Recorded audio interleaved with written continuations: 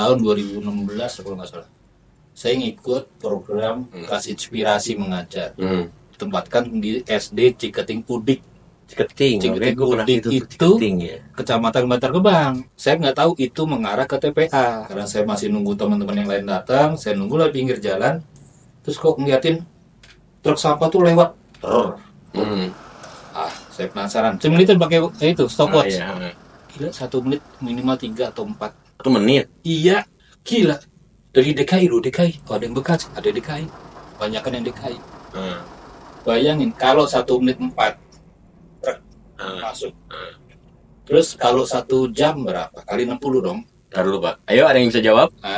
Berapa tadi 1 menit? 60 kali 4. 60 kali 4. Berarti dalam 1 jam berapa kali dilewat? Ayo yang baru mau belajar ujian dari mahasiswa baru nanti ini harus belajar nih, coba kirim jawabannya di live IG ya, di komen silakan. 1 hari kalau katalah dia 10 jam aja operasi. Iya, tapi kan itu tadi saya mau bilang gitu Pak, mungkin tidak akan 24 jam dia akan terus-terusan kan. Pasti ada jam-jamnya kan. Misalnya malam doang atau sore doang atau pagi doang gitu. Mereka tuh dari pagi karena ada yang sudah penuh baknya, nganternya pagi karena menghindari macet. Kan ada beberapa ruas jalan yang truk nggak boleh lewat Pak, mungkin itu juga. Itu udah memang aksesnya ke TPA ke situ. Nah persoalannya saya nggak tahu kalau itu arah ke TPA. Iya. Itu kan searching di Google Map. Ya Allah, ini jalan ke TPA baru sadar saya. Iya, harusnya Bapak cari arah yang benar Pak. Itu arah yang benar, Siratal Mustaqim Pak. Tapi itu berarti Bapak salah arah tuh. Bukan salah arah, emang begitu di situ jalannya. Di situ jalannya ya. Dan saya masuk ke SD-nya kan, SD kan Ciketing Udik di belakang kantor kelurahannya. Itu masuk ke kelas ngajar, habis itu kan istirahat. Tahu nggak? Anak-anak itu jajan, sementara di lingkungan udara itu lalernya banyak banget. Iya. Tapi kata orang-orang sekitar situ kan Pak, itu baunya pun sudah tercium dari berapa kilo situ. Nah Bapak nggak merasa itu? Ya mau gimana? Atau emang dia bau setiap hari? Setiap hari merasa nggak mandi ya? Kalau ada yang kerja lagi sekarang enggak. Iya. Nggak, saya pikir Bapak, saya biasa bau. Kamu bau apa nih? Oh gue nih kayaknya nih gitu kan? Enggak gitu ya? Enggak. Oh enggak ya. Yang saya lihat itu anak-anak kecil tuh dengan senang hati jajan tuh minuman kayak jajan kayak gini. Mungkin protein Pak. Iya. Ada yang masak deh kalau gitu di sana jajan. Sempat pernah bikin dokumenter juga dulu soal ada namanya pemulung namanya Namung. Di Bantar Gebang juga. Pak Namung ini kita ikuti beberapa malam segala macam. Dia tuh orangnya agak difabel. Jadi jalannya itu emang agak pincang-pincang. Saya melihat betul betapa anaknya di masih umur 5 tahun tuh makan di antara laler-laler yang luar biasa itu gitu kan. Tinggalnya pun di situ gitu. Dan buat mereka yang namanya manusia itu kan punya adaptasi ya. Sama kayak kita misalnya tiba-tiba mati lampu, awalnya gelap, lama-lama kita bisa ngelihat. Terus orang yang terbiasa dengan sebuah bau gitu ya mungkin dia udah gak merasakan lagi bau, makanya dia masih menikmati itu, dia makan jajan segala macam gitu. Kita habis bertemu perempuan yang wangi gitu misalnya gitu kan, akan terlihat kontrasnya gitu. Terus saya nanya pas di kelas, saya nanya kan iseng nih sebenarnya saya nggak kepikiran, spontan aja nanya, anak-anak kalian kalau pas hari libur mainnya kemana? Biasa dong sama anak-anak kan masih main nggak kemana. Tahu nggak jawabannya? Ke TPA Pak. Hah? Loh, kok kamu ke TPA? Emang bapaknya kenapa kok ngajak main kamu ke TPA? Circle-nya di situ. Situ ya. Nggak bisa lepas dari lingkungan itu. Coba. Di sisi lain kan TPA itu kan juga sebetulnya buat para pemulung-pemulung itu atau para pekerja yang bekerja di bidang sampah itu seperti harta karun sebenarnya Pak. Ya kan. Artinya artinya ketika dia siap untuk tidak bau, siap untuk tinggal di tempat seperti itu, buat mereka ya bagian dari disinilah uang gue nih bertumpuk-tumpuk gitu kan. Sekarang bertanya saya, ada orang yang menyebutkan bahwa seorang pemulung itu adalah pahlawan lingkungan. Sekarang pertanyaan saya, Mas Ari setuju nggak statement itu? Jadi ribet nggak mikirin? Jadi kemarin itu saya terharu gitu ya, kaget sih. Kan mau masuk SMP nih, ini Binar ini masuk SMP.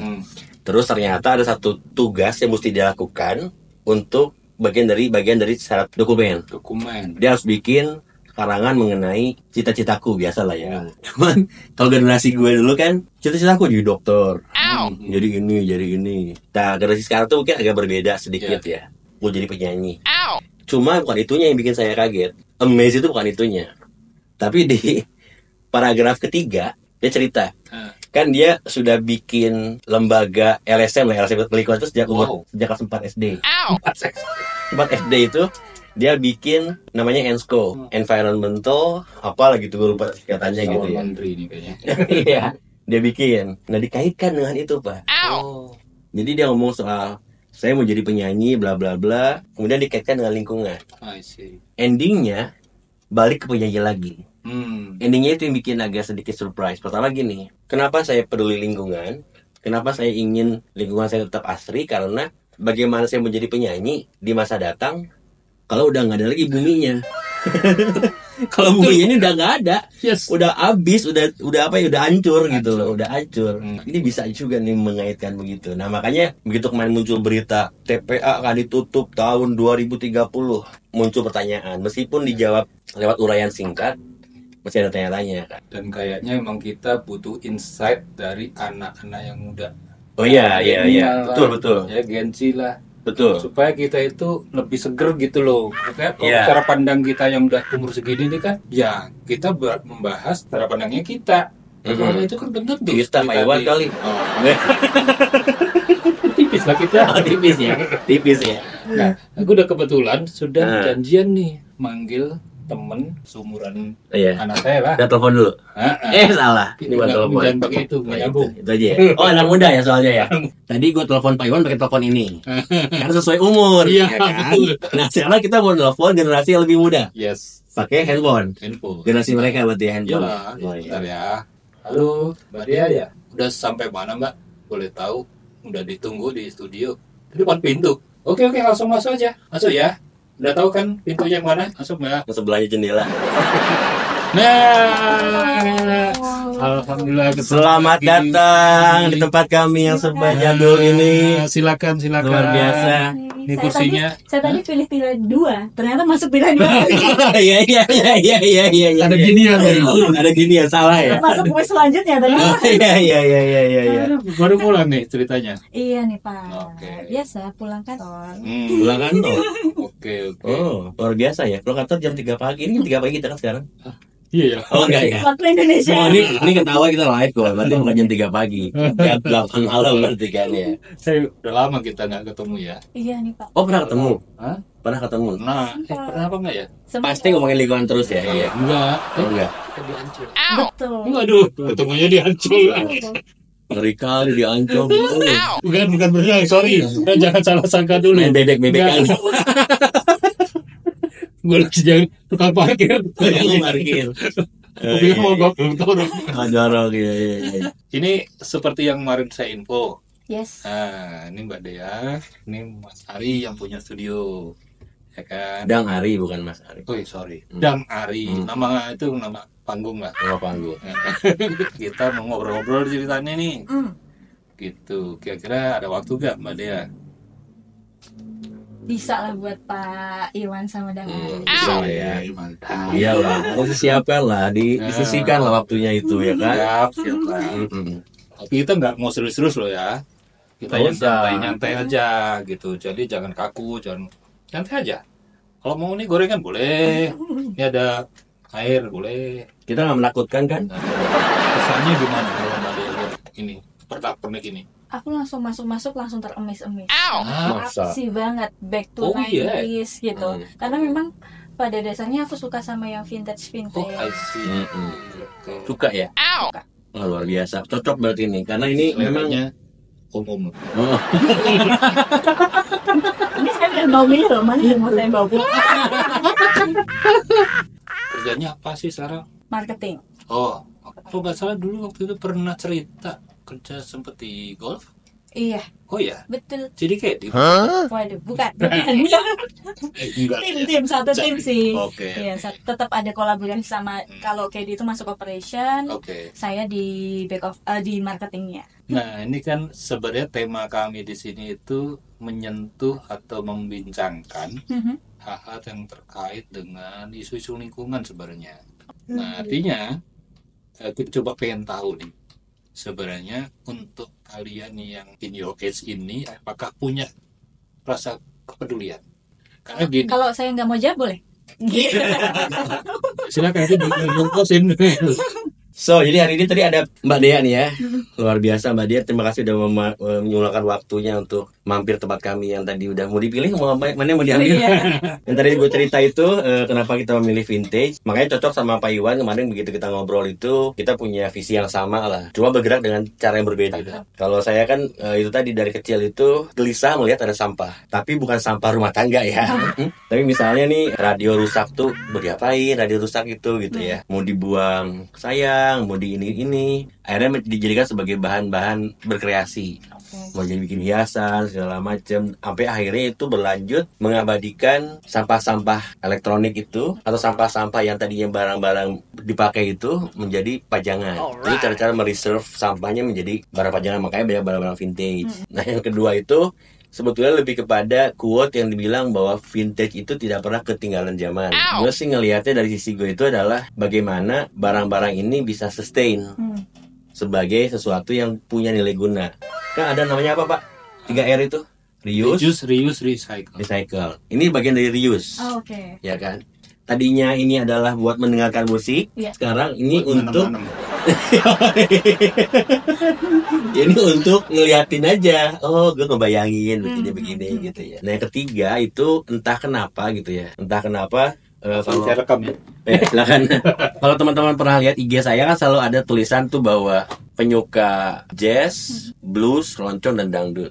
Sama dengan al ini, ketika berada di dekat mereka itu seperti ada di dunia lain. Gitu Pak. Yes. Jadi jangan bilang ini sebagai sampah lagi Pak. Yes. Ini adalah bagian dari I appreciate. Keren. Ya. Kalau Dang Ari punya 3R tadi ya, kita punya 4R. 4R. Nambah ya. Iya. Yang 3R itu kan kalau nggak salah kan harganya berapa? 2.000. Foto kan? Foto. Oh, foto. Beda ya? 4R itu kan tadi 3R-nya reuse, recycle, resmile. Setelah semua itu dikendalikan, kita kan jadi tersenyum lagi, berkelanjutan. Oh iya, resmile. Itu menjawab pertanyaan Pak Iwan yang tadi, generasi kalian punya rasa kepedulian nggak sih? Gitu. Kita punya, cuman kita juga punya cara yang berbeda. Cara berbeda. Keren ya. So buat teman-teman yang mungkin satu generasi sama Dea, mungkin harusnya punya sama lah ya. Caranya berbeda tadi kan mungkin kami selama ini merasa tidak nyambung karena mungkin caranya berbeda. Betul. Gitu ya. Paksain ternyata nggak nyambung. Tapi tadi menarik tuh soal resmile. Kenapa itu kemudian menjadi diberlakukan? Maksudnya apakah itu menjadi tujuan atau proses diantaranya? Itu akan jadi impact ya harapannya. Ketika itu semua dilakukan, maksudnya dengan isu yang dunia ini udah mulai lapuk, banyak bencana, polusi, bla bla bla, itu kan jadi keresahan, kegelisahan gitu. Orang udah mulai kehilangan senyumnya lagi. Harapannya ketika udah melakukan 3R itu, kita bisa balik lagi buat senyum ke zaman dulu. Anak-anak nanti kedepannya juga ikut merasakan happy-nya dunia. Sama kayak cita-cita anak gue dong, yang tadi mau jadi penyanyi, kalau mau jadi udah keburu hancur dunianya kan nggak bisa jadi penyanyi itu. Gila, seru gitu banget.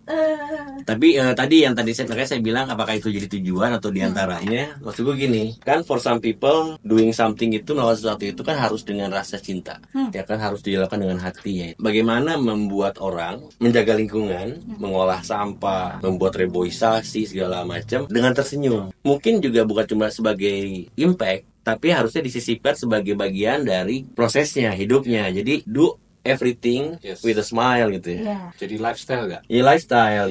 Jadi mau dia misalnya nih habis makan snackan yang pakai plastik itu, dia bawa sampahnya bersenyum. Nggak gitu ya? Nggak, bukan gitu. Itu salah kaprah. Tapi bahwa kemudian dia tidak membuang sampah pada tempat itu dengan kesel gitu loh. Dia misalnya dia lupa, disuruh sama orang tuanya, disuruh sama gurunya buang sampah di pada tempatnya, dia nggak mangkel. Betul. Tapi bahwa dia, oh iya gue lupa, mesti buang ke sana gitu. Tapi jangan juga buangnya ke kali sambil smile. Iya. Smile gitu kan.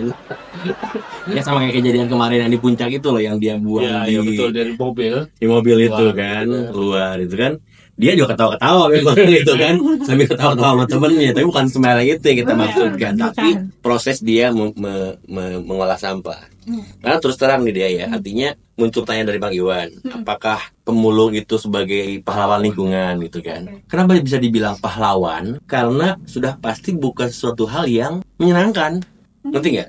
Kayak kita misalnya perang nih melawan penjajah, kan itu satu resiko besar, kehilangan nyawa atau minimal harus tinggal di hutan berbulan-bulan atau nggak makan berbulan-bulan, sesuatu hal yang berat gitu ya. Nah makanya ketika tadi dengan menyisipkan senyuman ini, smile ini, bagaimana menumbuhkan itu di masyarakat kita gitu loh. Biar mengolah sampah itu bukan satu hal yang berat kok, bukan satu hal yang butuh perjuangan kok, bukan satu hal yang kemudian kita mesti berkorban kok gitu kan. Ini bukan pahlawan sebetulnya, tapi bahwa everybody has to do it gitu loh. Semua harus melakukan ini. Jadi bukan hanya orang-orang tertentu yang kemudian mau berkorban, mau bersusah payah. Bukan pekerjaan juga. Iya.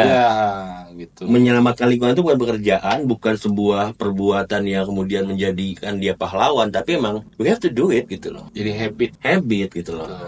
Harus jadi budaya. Culture. Jadi senyum gitu kan. Waktu ada pertandingan bola tuh di Senayan, ada penonton dari Jepang. Iya. Itu selesai pertandingan, dimungkutin sampahnya botol-botol itu. Betul. Flashback diikutilah sama orang Indonesia. Iya. Tapi habis itu penonton Jepangnya pergi, apakah penonton Indonesia masih ngumpulin sampah? Iya. Jadi question mark. Nah itu Jepang tuh salah satu contoh yang bagus. They do it with smile gitu. Jadi mereka mungut sampah orang lain itu mereka nggak ngeluh. Apalagi punya sendiri. Mbak Dea misalnya buang sampah di depan orang Jepang itu, dia akan mengutin buat tempat sampah. Dia nggak akan marah-marah ke Mbak Dea gitu, nggak akan. Itu kan punya kamu nggak gitu. Dia punya dia. Punya cinta sama lingkungan. Dia punya kesadaran ya bahwa itu harus dijaga gitu loh. Tadi kita kan Mbak Dea datang itu sebenarnya di tengah perbincangan kita nih. Karena ada sesuatu hal yang meresahkan gue, yaitu tadi bahwa TPA di tahun 2030, which is tinggal 5 tahun lagi, akan ditutup dan tidak ada lagi. Kaget gue kan, maksudnya apa nih Pak ditutup? Itu kita kemana buang sampah? Mungkin bukan yang pertama kali ya, tapi udah ada info baru lagi kalau mau ditutup. Karena dulu sempat sebelum naturalisasi ke Jakarta, saya sempat tinggal di. Tapi kan udah main di AFF kemarin. Jadi sempat tinggal di Jogja juga. Jadi TPA Piungan itu sempat ditutup juga karena udah 10 meter tingginya. Dulu juga sempat nanya-nanya, terus bener juga ya selama ini kita buang sampah itu ternyata cuman berhenti ke yuk buang sampah pada tempatnya. Betul. Padahal setelah buang sampah di tempatnya itu ketika ke TPS, ke TPA itu udah bodo amat. Iya. Jadi sebetulnya tapi ini menarik Pak. Artinya yang tadi dibilang sama Mbak Dea itu sebenarnya udah ada perdebatan. Yang dibilang buanglah sampah pada tempatnya. Itu sebetulnya udah jadi perdebatan. Apakah masih berlaku sekarang? Apakah masih relevan? Kita menganut sistem itu. Artinya harusnya ada pengembangannya lagi. Bukan cuma membuang, ya kan? Karena kalau tiba-tiba tadi buangkan sampah pada tempatnya, ada kalimatnya nih yang akan ditutup pada tahun 2030. Buangkan sampah pada tempatnya yang entah ada di mana, itu kan bisa begitu. Nah makanya itu yang menarik karena ini harus dijawab oleh Pak Iwan nih, gimana biar kita ini bisa move on dari harus buang sampah kemana nih? Ucapan ini. Jadi kita mesti buang kemana atau kita mesti ngapain sebelum ngebuang? Ya cuma persoalan ini yang disampaikan Dang Hari itu menjadi kegelisahan dia juga. Apakah memang cukup buang sampah di depan rumah selesai? Kalau di usia sekarang sih kegelisahan pasti bertambah ya Pak Iwan. Kalau dulu mungkin sebagai anak kecil ya yang penting kita buang sampah pada tempatnya, dilatih untuk itu. Cuman sekarang kalau di usia-usia 17 tahun ini lebih 17 tahun ya? Percaya nggak? Lebih dari itu. Misalnya sekarang kita tinggal di kos-kosan. Buang sampah itu kan di kos-kosan, di apart itu kan kita harus bayar IPL. Ternyata buang sampah itu tetap harus bayar. Nah, itu kan kita mahal. Iya, itu jadi pertimbangan lagi gitu. Untuk selain berkelanjutan di lingkungan juga berkelanjutan secara finansial ya. Iya. Jadi bayar ya, buang sampah itu bayar? Bayar lah. Iya. Ada petugas yang pilih ngambilin sampah dari depan rumah. Waktu sempat tinggal di Belanda itu malah pemerintahnya bagus, memberlakukan sesuatu yang membuang sampah itu orang bayar mahal, sehingga mau gak mau kan udah disiapkan tuh beberapa spot yang untuk mengolah botol. Di botol itu masuk ke mesin langsung dihancurin tuh sama mesin itu. Pokoknya udah dipilah-pilah. Ketika mereka tidak ada cara untuk membuang, akhirnya taruhnya di luar rumah. Nanti diambil sama para orang-orang yang butuh. Which is itu gue lakukan juga dulu. Tapi kalau sampah yang masih bisa kayak barang-barang ya. Food waste gitu. Nah itu udah masuk ke tadi yang di harian datang itu, harian apa mingguan apa 2 harian tuh datang ya. Itu pun harus ketat karena gini, mereka tuh punya 2 jenis bak sampah, yang hijau sama yang coklat. salah masukin kena denda. Jadi muncul tuh di tagihan sampah bulan berikutnya itu muncul terdeteksi ada sampah organik di sampah ini plastik misalnya gitu. Nah itu bagus banget itu. Iya, jadi memang udah dari awal tuh udah mereka per rumah tangga itu punya lebih dari 1 tempat sampah. Bisa 2, bisa 3 kalau mereka merasa banyak sampah rumah tangga bisa dibikin 2 ya rumah tangganya gitu atau 3. Oh, rumah tangganya yang bikin 2. Mungkin. Sebenarnya ya. Nah, kalau itu kan mertuanya jadi 4 dan mertuanya jadi 4.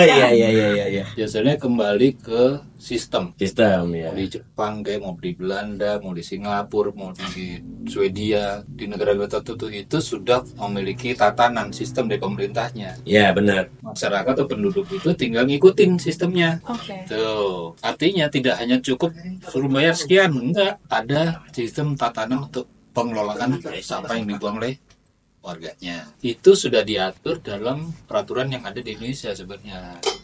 Hanya tidak dijalankan dengan maksimal. Lalu pemerintahnya juga tidak kenceng nih ininya mengawasinya. Dibiarin, udahlah ke TP aja gitu kan. Kenapa perjalanan dari rumah kita sampai ke TPA itu berapa kilo pakai truk sampah yang meneteskan air lindi sepanjang jalan. Air mata. Meneteskan air mata. Bahasanya meneteskan sih jadinya agak ambigu. Itu kan dampaknya udah terjadi sejak dari rumah kita sampai ke TPA. Oke. Tuh. Belum lagi yang baunya, belum lagi yang tanah yang di TPA itu sendiri tercemari sudah berapa puluh tahun. Ya, akhirnya dampak itu semakin banyak, semakin luas, semakin berat posisinya. Kalau tidak segera dilakukan satu antisipasi, mencegah supaya tidak lagi sama dibuang ke TPA. Benar apa yang terjadi sama visinya anaknya Mas Dangari. Satu saat itu akan terjadi. Bumi hancur. Sebenarnya sih nggak gitu-gitu juga. Kenapa? Alam ini kan diciptakan oleh Tuhan juga nggak gitu-gitu juga. Dia masa menciptakan langsung dihancurin juga. Justru dalam salah satu ayat dalam Al-Quran itu dijelaskan bahwa tangan-tangan manusia itulah yang membuat kerusakan di muka bumi. Bukan dari Tuhan yang membuat kerusakan. Bencana, musibah itulah karena pengaruh tangan-tangan. Hanya tangan aja. Aduh. Maksudnya ini jangan dibahas. Jangan dibahas.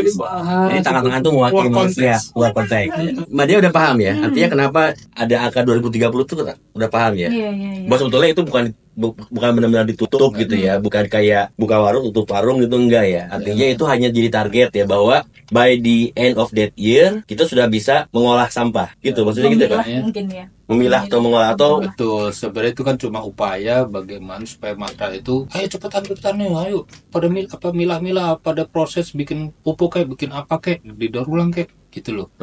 Nakut-nakutin lah kasarnya. Tapi ya yang pemerintah daerah kalau dia nggak punya kepedulian, nggak punya anggaran ya sudah, ya udahlah, ngapain juga, terima aja. Jadi gitu teman-teman, jadi bukan masalah benar-benar ditutup ya, artinya mungkin ditutup beneran, tapi bahwa itu adalah boundaries atau target atau batasan atau limitasi ya, atau apa ya namanya ya, kayak adaptasi lah. Kita dikasih ruang segini, pikirin lah gimana caranya nih biar tetap gak bertambah gitu kan ya.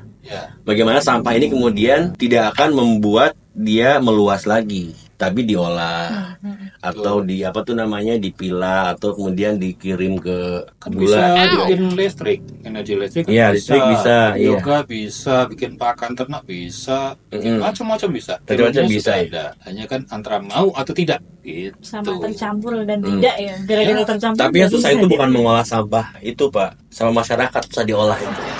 Itu kan bagiannya polisi. Oh ya, polisi. Bukan urusan kita ya. Bukan bagian konseling ya, bukan.